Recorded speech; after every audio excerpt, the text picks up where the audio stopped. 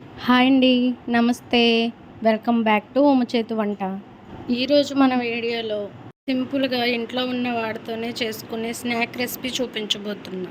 అటుకులతో చేసిన బైట్స్. క్రిస్పీగా, మంచి రుచిగా చాలా చాలా బాగుంటాయి.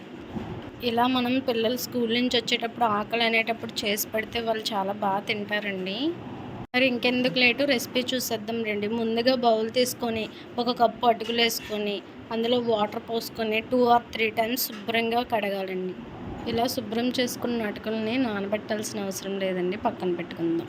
ఇప్పుడు స్టవ్ వెలిగించి కుక్కర్ పెట్టుకొని కుక్కర్లో ఒక కప్పు వాటర్ వేసి, చిన్నవైతే ఒక 3 బంగాళదుంపలు, అదే మీడియం సైజ్ అయితే 2 వేసుకొని ఒక 3 ఆర్ 4 విజిల్స్ వచ్చాక కుక్కర్ ఆఫ్ చేసుకోవాలి. ఇప్పుడు వీటిని ముక్కలుగా కోసుకొని చల్లని వాటర్ వేసుకొని తొక్క వలుచుకోవాలి. ఇప్పుడు ఈ బంగాళదుంపల్ని చేత్తో కానీ లేదా పప్పు గుత్తితో కానీ మ్యాష్ చేసుకుందాం. ఇప్పుడు ఈ బంగాళదుంప పేస్ట్ని ముందుగా కడిగి పెట్టుకున్న అటుకుల్లోకి యాడ్ చేసుకోవాలి. ఇప్పుడు ఇందులోకి ఒక్కొక్కటిగా ఇంగ్రీడియంట్స్ యాడ్ చేసుకుందాం. ముందుగా కొంచెం కొత్తిమీర వేసుకోవాలి. తర్వాత ఒక ఆనియన్ని చిన్న ముక్కలుగా కోసుకొని మ్యాష్ చేసుకొని వేసుకోవాలి.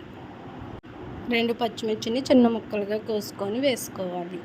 ఇప్పుడు ఇందులోకి కొంచెం కరివేపాకు చిన్న ముక్కలుగా కోసుకొని వేసుకోవాలి.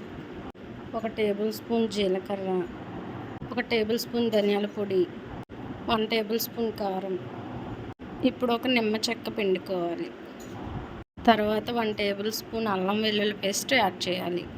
ఇప్పుడు రుచికి సరిపడగా సాల్ట్, అలాగే బైండింగ్ కోసం 2 టేబుల్ స్పూన్ల బియ్యం పిండి వేసుకోండి. ఒకవేళ మీ దగ్గర శనగపిండి ఉన్నా వేసుకోవచ్చు, లేదు అంటే కార్న్‌ఫ్లోర్ అయినా వేసుకోవచ్చు. ఇప్పుడు మొత్తం కలిసేలాగా ఒకసారి కలుపుకుందాం. మీలో ఎవరైనా నా ఛానల్ని ఫస్ట్ టైం చూస్తున్నట్టయితే ప్లీజ్ సబ్స్క్రైబ్ చేసుకోండి. పక్కనే ఉన్న బెల్ ఐకన్ క్లిక్ చేసి ఆల్ అనే బటన్ క్లిక్ చేస్తే నేను ఎప్పుడు వీడియోస్ పెట్టినా మీకు నోటిఫికేషన్ వస్తుంది. కలుపుకున్న మిశ్రమంలోకి 2 టేబుల్ స్పూన్లు కాచి చల్లారబెట్టుకున్న ఆయిల్ వేసుకొని మొత్తం ఒకసారి కలుపుకోండి. చూసారా, ఈ కన్సిస్టెన్సీగా ఉంటే సరిపోతుంది. ఇప్పుడు స్టవ్ వెలిగించి కళాయి పెట్టుకొని కళాయి హీట్ అయిన తర్వాత డీప్ ఫ్రైకి సరిపడగా ఆయిల్ వేసుకోవాలి. ఆయిల్ హీట్ అయిందో లేదో అని చిన్న పిండి ముద్ద వేసి చూడండి.